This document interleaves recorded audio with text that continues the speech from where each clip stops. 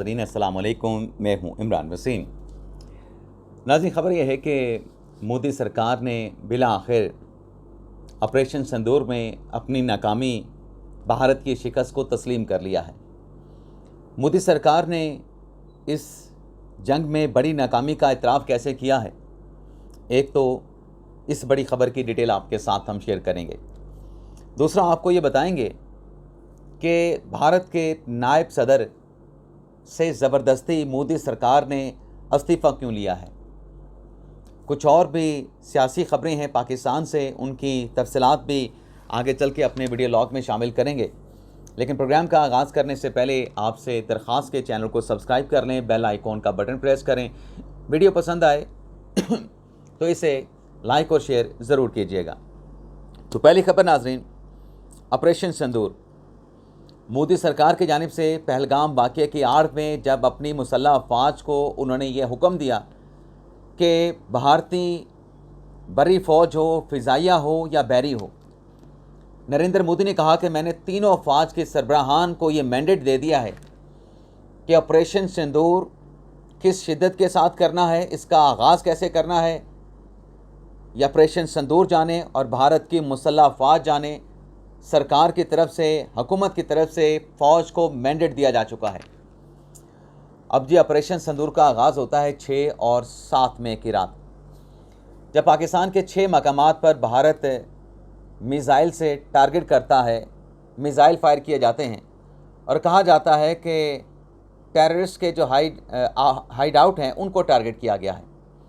जबकि पाकिस्तान और international media ने दिखाया कि वो मसाजिद थीं, वो मदारस थे, वो सिविलियंस थे जिनको भारत की जानिब से अपने मिसाइल के ज़रिए टारगेट किया गया। लेकिन उस रात जो पाकिस्तान का जवाब था, जो ऑपरेशन सिंदूर का, ऑपरेशन तंदूर पाकिस्तान की मुसल्लह अफ़वाज ने, ख़ास तौर पे पाकिस्तान की फ़िज़ाइया ने जो बनाया था, उस हज़ीमत और शर्मिंदगी पर भारत लाजवाब था। भारत मुकम्मल तौर पे ख़ामोश था और सिर्फ 6 और 7 मई को नहीं, 10 मई को भी जो भारत ने एक मर्तबा फिर रात की तारीकी में पाकिस्तान के बेसेस को और पाकिस्तान के रहीम यार ख़ान एयरपोर्ट को टारगेट किया, तो वो पाकिस्तान का सबसे सबक आमूज़ भारत को जवाब था कि भारत के तमाम जो जंगी हथियार, टेक्नोलॉजी थी, फ़िज़ाई सिस्टम था, रडार सिस्टम था, सब कुछ पाकिस्तान ने हैक कर लिया, जैम कर दिया। और जवाबी कार्रवाई में पाकिस्तान ने मिसाइलों की जो बारिश की, उसमें टारगेट भारत के मिलिट्री इंस्टॉलेशंस थी। ये मैं नहीं कह रहा, ये भारत के अफ़वाज के जो तर्जुमान थे उन्होंने ख़ुद प्रेस कॉन्फ्रेंस की थी 10 मई को। क्या कहा गया था कि 26 मकामात पर पाकिस्तान ने मिसाइलों से निशाना बनाया है। लेकिन कितना नुकसान हुआ, कितना नुकसान नहीं हुआ, ये हज़ीमत, ये शिकस्त के हक़ाइक़ हमेशा भारत की जानिब से छुपाए जाते रहे। यहाँ तक कि भारत की जो अपोजिशन है उसकी तरफ से मुतालबा किया गया कि ऑपरेशन सिंदूर के जो हक़ाइक़ हैं वो हक़ाइक़ लोकसभा में, भारतीय पार्लियामेंट में बताए जाएं। लेकिन मोदी सरकार उन हक़ाइक़ को, जो कि दरअसल हक़ाइक़ के साथ साथ भारत की पाकिस्तान के साथ शिकस्त में एक बड़ी नाकामी थी, तारीख़ी नाकामी थी, उस नाकामी को छुपाने की कोशिश की जा रही थी। लेकिन अपोजिशन की जो डिमांड थी वो बढ़ती चली गई कि बताएं ऑपरेशन सिंदूर के हक़ाइक़ क्या है।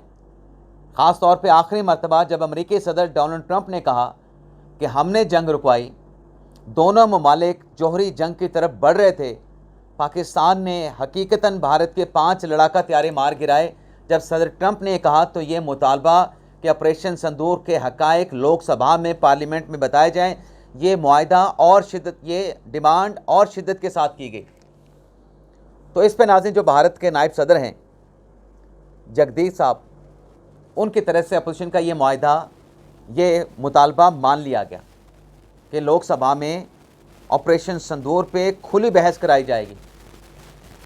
लेकिन नाज़रीन जैसे ये मुआहिदा भारतीय नायब सदर जगदीप साहब ने माना कि लोकसभा में ऑपरेशन सिंदूर के हक़ाइक़ पे तमाम जो अरकान हैं वो बहस करेंगे, सवालात उठाएंगे, सवालात पूछेंगे, हुकूमत को उन सवालात का जवाब देना पड़ेगा, इस यकीन दहानी पे या इस यकीन दहानी के बाद मोदी सरकार ने भारतीय नायब सदर जगदीप से ज़बरदस्ती इस्तीफ़ा ले लिया।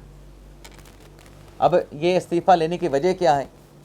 ये इस्तीफ़ा लेने की वजह यही है कि ऑपरेशन सिंदूर की नाकामी को छुपाना है। ज़बरदस्ती इस्तीफ़ा लेके ऑपरेशन सिंदूर की नाकामी को छुपाने की एक और कोशिश की गई, लेकिन वो कहते हैं ना कि आप जब किसी झूठ को बार बार छुपाने की कोशिश करते हैं, वो छुपता नहीं, वो सामने आ जाता है। क्योंकि सच जो है वो क्रिस्टल की तरह होता है, उसको आप नहीं छुपा सकते। झूठ के अंदर आप सच को नहीं छुपा सकते। तो भारत ने कैसे अपनी नाकामी का एतराफ़ किया है? 62 साल पुराने जो भारत के फाइटर जेट थे MiG-21, भारत ने उन फाइटर जेट को ग्राउंड करने का फ़ैसला कर लिया है। पाकिस्तान के साथ जंग में भारत को इस बात का इदराक हुआ है कि इन पुराने फाइटर जेट के साथ पाकिस्तान के साथ वो जंग ना लड़ सकते हैं, ना वो जंग जीत सकते हैं। तो भारत ने बाज़ाब्ता तौर पे ये जो मिग त्यारे थे, जो कि 62 साल पुराना टेक्नोलॉजी है, जिन्हें उड़ते ताबूत भी कहा जाता था, और इन त्यारों में अब तक भारत 200 से ज़्यादा पायलट खो बैठा है। अब इन त्यारों को ग्राउंड करने का फ़ैसला किया गया है। इन त्यारों को किसी गोदाम में रख के ताले लगाने का फ़ैसला किया गया या स्क्रैप बनाने का फ़ैसला किया गया है। लेकिन जो तकरीब है इन त्यारों को ग्राउंड करने की, 6 सितंबर को बाकायदा तौर पे इन त्यारों को ग्राउंड करने की तकरीब मुनक़्क़द की जाएगी। 1963 में MiG-21 जो फाइटर जेट हैं, सोवियत यूनियन की जानिब से ये तैयार किए गए थे, और ये तैयारे कभी भारत की फ़िज़ाइया की एक बहुत बड़ी ताकत थी, भारत की फ़िज़ाई ताकत की रीढ़ की हड्डी थे।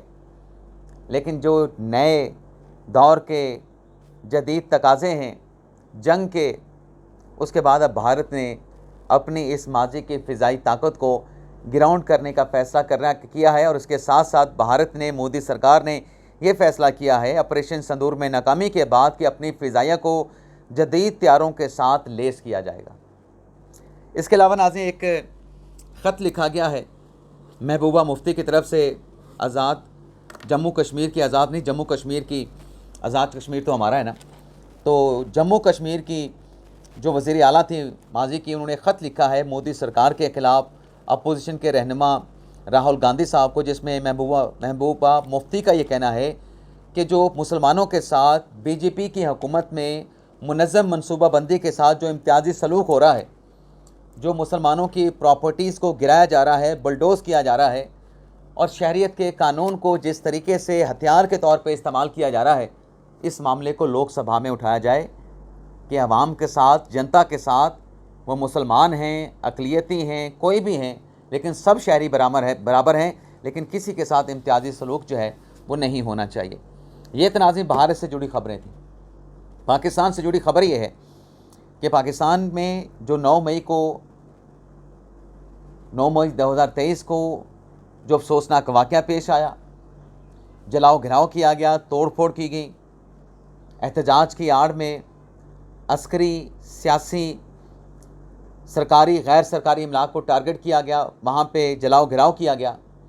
ATC अदालत सरगोदा और ATC अदालत लाहौर ने इन अफसोसनाक वाक़यात के फ़ैसले सादिर फरमाए हैं, जिसमें तहरीक इंसाफ के अहम रहनुमाओं को, डॉक्टर यास्मीन राशिद साहबा को, मियाँ महमूद रशीद साहब को, उमर सरफराज को, इजाज़ चौधरी साहब को 10-10 साल की सज़ा सुनाई गई है, और तहरीक इंसाफ के रहनुमा, सीनियर रहनुमा शाह महमूद कुरैशी साहब को 9 मई के केस में अदालत की जानिब से बरी कर दिया गया है। सरगोदा की अदालत ने जो फ़ैसला सुनाया है उसमें PTI के जो अपोजिशन लीडर हैं पंजाब असम्बली के मलिक अहमद ख़ान भच्चर, उनको 10 साल की सज़ा सुनाई गई है। अहमद चट्टा जो MNA हैं, उनको भी 10 साल की सज़ा सुनाई गई है। तो ये 9 मई 2023 के जो अफसोसनाक वाक़या थे, जिस पर भारत में बड़े शादियाने, बड़ी खुशियाँ जो है वो सेलिब्रेट की गई थी, बड़ा सेलिब्रेट किया गया था। अब उन वाक़यात पर अदालतों ने फ़ैसले सादिर फरमाना शुरू कर दिए हैं। ये सिर्फ 2 मुकदमात का फ़ैसला सुनाया गया है, अभी और दर्जनों मुकदमात हैं 9 मई के, क्योंकि 9 मई 2023 को बैक वक्त मुल्क भर में मिलिट्री, सरकारी और गैर सरकारी इमलाक को टारगेट किया गया था। तो ये 2 फ़ैसले आए हैं, अभी दर्जनों फ़ैसला आना अदालतों से बाकी हैं। इजाज़त चाहते हैं नाज़रीन, अल्लाह हाफ़िज़।